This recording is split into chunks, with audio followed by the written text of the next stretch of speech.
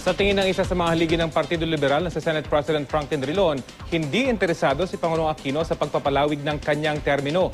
Pero para magkaroon ng kaliwanagan sa issue, pagpupulungan ito ng LP. Balita hatid ni Sandra Aguinaldo.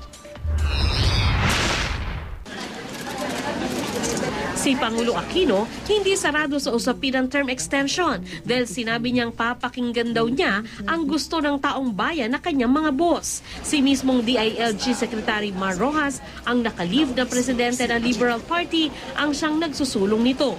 Pero si Senate President Franklin Drilon, isa sa mga haligi ng LP, tingin niya hindi interesado sa term extension ng Pangulo. Pero suportado raw niya ang panawagan ni Budget Secretary Butch Abad na pagpulungan ito ng Partido Liberal. Para liwanagin na talagang ang sabi nga ng Pangulo, hindi naman siya interesado sa second term, hindi siya interesado doon sa pag-amyenda ng saligang batas during his term. So para matapos na itong usapin ito.